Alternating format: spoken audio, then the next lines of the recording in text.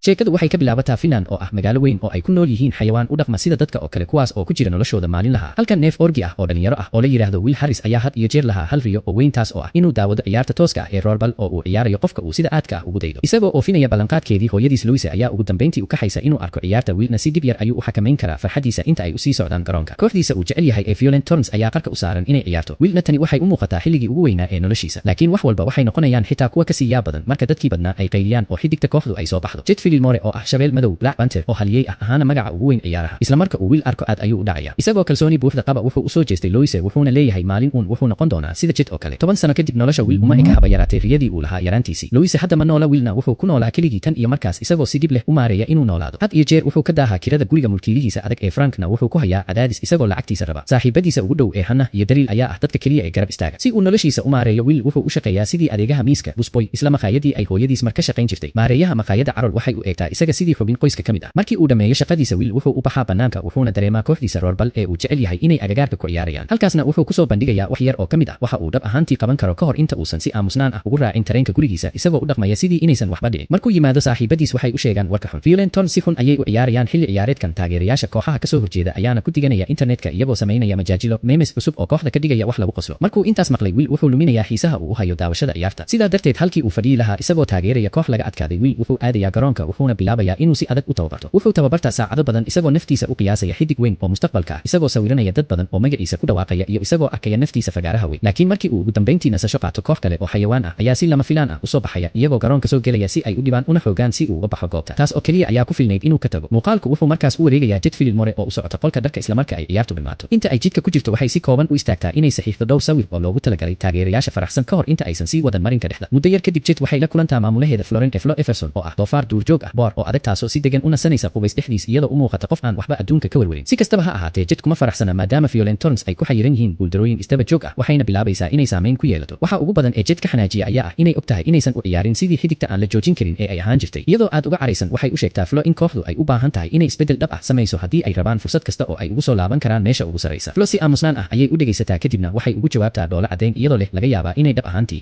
intii hayso fikrad gurigii Will xitaa ma helayo fursad uu ku neefsado ka hor inta uusan mulkiilihiisa Frank mar kale soo muuqan isagoo caraysan oo aan dulqaad lahayn welina dalbanaya lacagtiisa kirada Frank wuxuu cadeeyay inuu ka daalay sugitaanka wuxuuna siinayaa Will hal maalin oo kaliya inuu lacagta ku keeno ama gurigiisa laga kirayn doono qof kale isagoo ciriiri ku jira Will wuxuu isku dayaa inuu seexdo oo uu yara nasto laakiin cadaadiska ayaa sii kordhaya ugu dambeyntiina wuxuu ogaaday inuusan haysan doorasho kale oo aan ka ahayn inuu bilaabo iibinta waxyaabaha yar ee u haray markaa wuxuu soo saaraa kabo duug ah oo ay mar lahayd Jet Fillmore kuwaas oo kamid ahaa hantidiisa ugu qaalisan wuxuuna u tagaa qof dilaal ah oo kabaha iibiya oo loo yaqaano Snake laakiin halkii uu ka heli lahaa qiimihii ay dhab ahaan u qalmeen Will waxaa ku dhaca niyad jab kale sababtoo ah Snake wuxuu u bandhigayaa $250 oo kaliya nasiib wanaag Will Hannah iyo Daryl waxay maqlaan dhacdo ka dhacaysa bartamaha magaalada taas oo ahayd ciyaaryahan caan ah oo rollerball ah oo lagu magacaabo Main Attraction oo ah faras isla weyn oo leh hami weyn kaas oo uu ciyaara kooxda Lafacour Magmas ayaa si fagaare ah ugu loolamayay dadka isagoo si dhab ah u bahdilayay qof kasta oo ku dhiirada inuu garoonka soo galo iyagoo xiiseynaya fursadda saddexda saaxiib ayaa halkaas aad markii Main uu weydiiyo cidda ku xigta si lama filaan ah Will wuxuu soo galayaa garoonka wuxuuna u yeerayaa Main xitaa wuxuu dhigayaa lacagtiisa si uu u cadeeyo inuu dhab ka yahay Main ma rumaysan karo wuxuu bilaabayaa inuu qoslo isagoo ku majaajilooday Will inuu yar yahay weliba uu yahay ari sida uu qabo Main xayawaanka yaryari ma ciyaari karaan Smalls Antball Willna wuxuu qarka u saaran yahay in la bahdilo laakiin Will kama gabanayo taa bedelkeeda wuxuu ka naxsaday qof kasta isagoo si toos ah u gelaya oo laba jeer oo isku xigta ku dhalinaya Dunkin Main taas oo dadkii badnaa ka dhigtay inay buuqaan markii qof kasta uu muuqaalka toos u geliyay internetka dhoola cadeyntii Main ayaa meesha ka baxday wuxuu iska siibay silsiladihiisii wuxuuna bilaabay inuu si dhab ah u ciyaaro isla markaana wuxuu gabi ahaanba bedelay ciyaarta isagoo si fudud ugu gacan sareeyay Will ugu dambeyntii Main wuxuu bahdilayaa isaga wuxuu ka qaadanayaa lacagtiisii wuxuuna uga tegayaa isagoo u muuqda doqon dadka hortooda isagoo aan haysan lacagtii kirada Will wuxuu tegay guriga isagoo ogaaday in qolkiisii laga kirayay qof kale maadaama uusan haysan meel uu aado Will ma haysto doorasho kale oo aan ka ahayn inuu habeenkaas u hoydo guriga Hannah iyo Daryl waxay Will tuseen muuqaalkii ay ka sameeyeen ciyaarta laakiin Will ma rabo inuu arko sababtoo ah ugu dambeyntii ninkii waa laga adkaaday inkasta oo ay taasi jirto haddana saaxiibadiis kama joogsan inay muuqaalka geliyaan internetka maalintii xigtay Will wuxuu aadaa maqaayada isagoo weli ka daalan wax kasta oo dhacay wuxuu ku celcelinayaa inuu eego taleefankiisa kaliya si uu ogaado inuu gabi ahaanba dansan yahay markuu dhex lugaynayo wadooyinka wuxuu dareemayaa waxyaab leh dadku waxay ula dhaqmayaan si aad u wanaagsan oo aan caadi ahayn markii uu ugu dambeyntii gaaro maqaayada waxaa markiiba ku dhacay yaab kale qof kasta oo gudaha ku jira wuxuu u muuqdaa mid naxsan sababtoo ah halkaas waxaa joogta oo sugaysa qof aan ka ahayn Florence Flo Everson Will wuxuu si degdeg ah ugu dhawaanayaa isagoo wareersan wuxuuna weydiiyaa waxa ay halkaas ka qabanayso markaas ayay Flo u sheegtay warka weyn inkasta oo uu laga adkaaday Main haddana muuqaalkii ciyaartiisa ee Will ayaa ku baahay internetka isagoo helay ilaa 24 milyan oo daawasho waxa ugu yaabka badan waxay tahay in dadku aysan ku qoslayn isaga balse ay aad ugu faraxsan yihiin geesinimada uu muujiyay kalsoonida uu ku ciyaaray iyo gaar ahaan xilligii uu ku dhawaaday inuu ka jabiyo Main kuranta garoonka dhexdiisa Flo waxay markaas u sheegtay Will inay u rabto kooxda Violent Thorns waxay u soo bandhigaysaa boos kooxda kamid ah qaybta labaad ee xilli ciyaareedka iyadoo rajaynaysa inuu ka caawiyo inay isbedel sameeyaan oo ay ugu dambeyntii helaan guul isagoo aan ilbiriqsi lumin wuxuu si xamaasad leh u saxiixayaa qandaraaska isagoo ogaaday in kadib sanadahan oo dhan riyadiisii carruurnimo laga yaabo inay ugu dambeyntii rumowdo. Maalintii dambe Jet waxay ka ogaatay wararka in kooxdeeda ay hadda saxiixday ciyaaryahan cusub. Markiiba waxay aaminsan tahay inuu noqon doono makhluuq weyn, laakiin nasiib darro waxaa loo muujiyay in wiil uu yahay ciyaaryahanka cusub aad ayayna u caraysan tahay markay ogaatay in xayawaan yar uu ku jiro kooxda. Jet waxay si xanaaq leh ugu kaxaysaa gaariga xafiiska Flo si ay usoo bandhigto caradeeda ku saabsan saxiixa cusub iyadoon ogeyn in wiil uu halkaas fadhiyo. Wiil wuxuu dareemayaa niyad jab kadib markuu ogaaday in qofkii uu ku dayanayay uusan xitaa rabin inuu ag joogo. Muddo yar kadib wuxuu garab istaagaa Jet shir jarayd halkaas oo ay si dadban ugu weerarayso wariyaasha horteeda iyadoo iska dhigaysa inay isaga u doodayso. Hadhow wiil wuxuu la kulmaa tababaraha kooxda Dennis Fauber oo ah nooc ka mid ah daanyeerka Probos Ismonkey ka hor inta aan ugu dambeyntii loo hordhigin inta kale ee kooxda. Ciyaaraha furitaanka xilli ciyaareedka Jet waxay hubisaa in wiil uu ku dhigan yahay kursiga kaydka. Sababtaas awgeed Torrance waxay sii wadayaan guuldarooyin isdaba joog ah. Wax walba way ka sii darayaan markii Mayne uu soo saaro hees aflagaado ah diss track oo lala beegsanayo wiil. Heestaas ayaa ku baahaysa internetka taas oo ka dhigaysa wiil wax lagu qoslo habeen keliya. Isagoo quus ka taagan inuu ismuujiyo wiil wuxuu Jet ugu loolamayaa ciyaar foolka fool ah one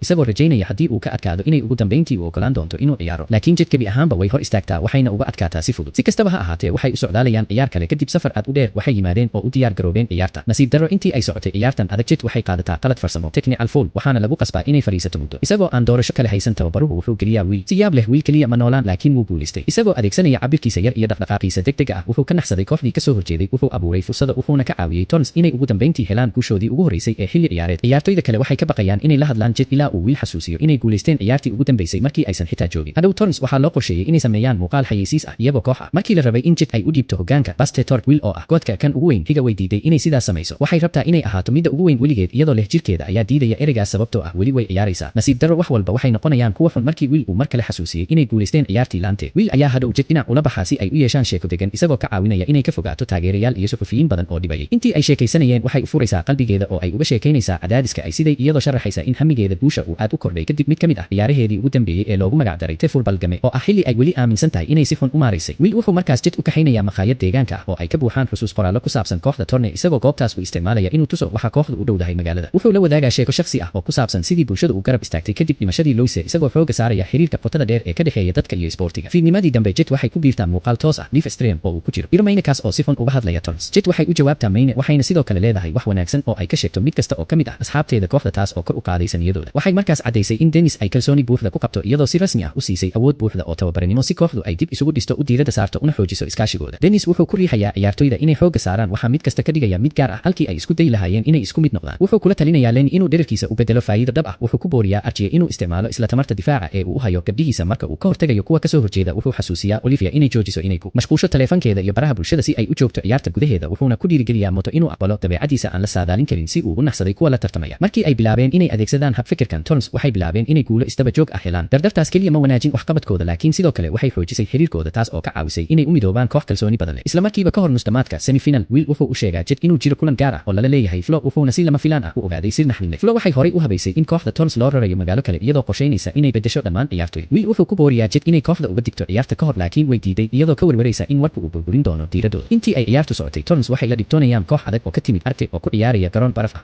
Waxqabadkooduna wuxuu bilaabaa inuu burburo. Markuu arkay kooxda oo liidata wiil ugu dambeyntii wuxuu kashifayaa heshiiskii Flo bartamaha ciyaarta. Runtaas waxay ka naxsatay qof kasta laakiin Jet waxay uga jawaabtay inay gacanta ku dhigto ciyaarta iyadoo si gardarro ah hore ugu socota oo dhibco badan keenaysa. Xilli lagu muransan yahay waxay xitaa ka xogtay fursad gool dhalin ah wiil si ay u xaqiijiso guushii ugu dambeysay nafteeda. Halkii ay dareemi lahaayeen guul kooxdu waxay dareemaysaa qadhaadh iyo niyad jab cadaadiskuna wuxuu keenayaa inay kala qaybsamaan iyagoo ka tegaya iyagoo caraysan. Wiil wuxuu ku laabtaa guriga isagoo diyaar u ah inuu wax kasta iska dhaafo oo uu quusto. Si kastaba ha ahaatee ka hor inta uusan gebi ahaanba quusan Jet waxay ka soo muuqataa garoonkiisa si ay wax walba u saxdo. Waxay ka raali gelinaysaa dhaqankeeda iyadoo qiranaysa inay u ogolaatay cabsida ay ka qabto inay weydo sumcadeeda ciyaaryahanka ugu weyn inay ka adkaato. Waxay qirataa inay ku mashquushay guul u helidda Allow oo ah koobka ugu dambeeya ee Rorbal ayna u ogolaatay hamigaas inuu ka indho tiro go'aan qaadashada saxda ah. Kadib markii ay wax walba cadeeyeen labadoodu waxay meel iska dhigeen khilaafkoodii waxayna u baxeen inay midoobaan inta kale ee kooxda iyagoo go'aansaday inay qof kasta dib isugu keenaan hal ciyaar oo ugu dambaysa. Maalmo kadib Torrance waxay la ciyaarayaan magmas garoonkooda ciyaar aad u kacsan. Bartamihii ciyaarta Jet waxay u boodaa inay ka difaacdo Wolf dharbaaxo adag oo Mayne ah laakiin dhaqdhaqaaqaas wuxuu uga tegayaa lug dhaawacan. Inkasta oo ay dhaawacan tahay Jet waxay ku adkaysanaysaa inaysan weli dhammaan iyadoo ka dhaadhicinaysa inta kale ee kooxda inay sii socon karto ayna sii ciyaari karto. Hadda iyadoo 20 ilbiriqsi oo kaliya ay ka harsan tahay qaybtii afaraad Dennis wuxuu isugu yeerayaa kooxda wuxuuna dejiyaa qorshe kama dambays ah oo sax ah isagoo si taxadar leh u sharaxaya dhaqdhaqaaq kasta iyo waajibka qof kasta inta ay isu diyaarinayaan inay sameeyaan riixitaankii ugu dambeeyay ka hor inta aanu yeerin ka dhicin. Torrance waxay soo bandhigeen shaqadoodii ugu fiicnayd kadib dagaal ciyaareed aad u dheer. Wada shaqayntii kooxdu waxay u horseeday guul iyadoo qof kasta inayo oo ay ku jirto Jet oo dhab ahaan dhaawacan wiil wuxuu ku guuleystay inuu dhaliyo ilbiriqsigii ugu dambeeyay taas oo siinaysa Torrance fursad ay ku sheegtaan guushooda. Dhammaan magaalada Finland waxay bilaabeen dabaaldeg iyagoo garab istaagaya wiil iyo Torrance oo ah geesiyaal magaalada u dhashay. Wiil wuxuu jeedinayaa khudbad dareen leh kadib markii Jet ay ugu dambeyntii siisay aqoonsigii uu had iyo jeer raadinayay iyadoo si fagaare ah ugu yeertay kan ugu weyn. Xilligaas wuxuu u muuqdaa mid sagootin ah maadaama qof kasta uu bilaabay inuu aqbalo fikradda ah in Tons laga yaabo inay Finland u ka kacaan weligood. Isla markii jawigu noqday mid murugo iyo farxad isku dhex jira, Moto ayaa soo hormaray isagoo ku dhawaaqaya war lama filaan ah. Wuxuu xaqiijiyay lahaanshaha xuquuqda kooxda wuxuuna la wareegay maamul ahaan. Talaabadiisu waxay hubinaysaa in Tons aysan meelna aadayn oo ay sii joogi doonaan meeshii ay ka tirsanayeen ee Finland. Qof kasta wuxuu u dabaaldegayaa guushan iyadoo ay sii socoto farxadda. Sheekada filimku halkan ayay ku dhamaatay. Fadlan subscribe na soo dheh si aad u hesho sheekooyin kale oo filimada ah oo kan oo kale ah. Waad ku mahadsan tahay daawashada nabad.